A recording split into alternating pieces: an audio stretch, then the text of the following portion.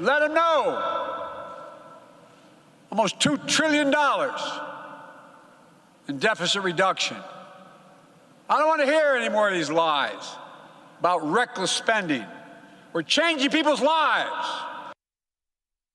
But how is he changing people's lives? Whether it's for the better, or maybe the other side of that.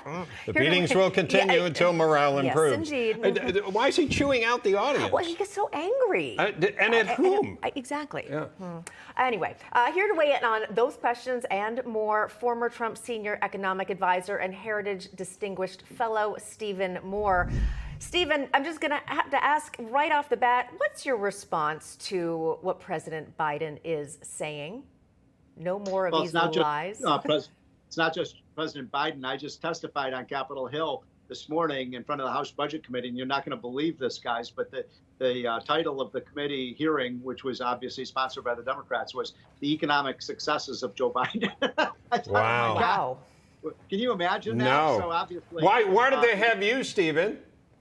Yeah, right. Well, I was the one Republican witness, but, you know, the idea that things are going well for the economy obviously is a sham. We've got an economy. It feels like, you know, that we're on the beach and the tsunami is coming. We've now seen almost $12 trillion of losses in the stock market, as you just referred to. We're seeing now producer prices are up, 10 to 11%. Consumer prices are up almost 9%.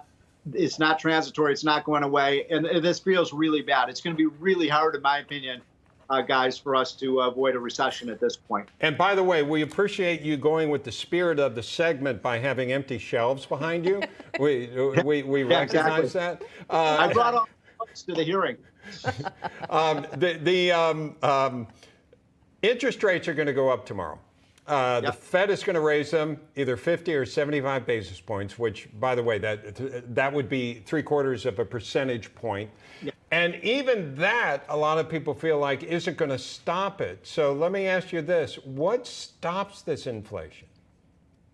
Well, I think, you know, 3/4 percentage point is not enough. I've been saying for many months on your show and others that this is way insufficient, that the Fed has been almost criminally behind the curve in terms of getting this inflation under control. We need, unfortunately, probably 2 or 3, 100 basis point increases to get inflation down, so we don't have that $7 a gallon gasoline that you're showing on the screen. And but we also need pro-growth policies out of Washington. We need to be producing American oil and gas. We've got to, instead of raising taxes, let's cut taxes on our businesses. Let's get government spending down. Because that's the match that lit this flame of high inflation. So let's start cutting government spending, and God forbid that we should pass that $1.9 trillion new Build Back Better bill that Biden's peddling. Yeah, and also, speaking of President Biden, the White House, of course, doing everything they can to defend Mr. Biden's public image amid this inflation crisis. Let's listen to Press Secretary Karine Jean-Pierre right here. We've seen growth, right, with, as I mentioned, more than 8 million jobs. And now we're transitioning into a stable growth. In order to take this on, we got to have be in a good historic economic place, which is where we are right now. A good economic place right now, Stephen. You know, the problem with that analysis is that 80% of Americans disagree with her and Joe Biden.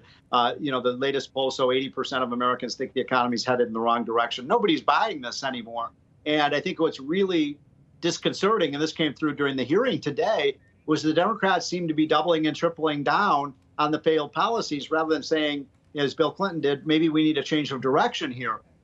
So it may take till November when we get a regime change in Washington, at least in Congress, before things get better. Stephen Moore, thank you so much for being with us. Okay, guys, have a great day. Take care. You as well.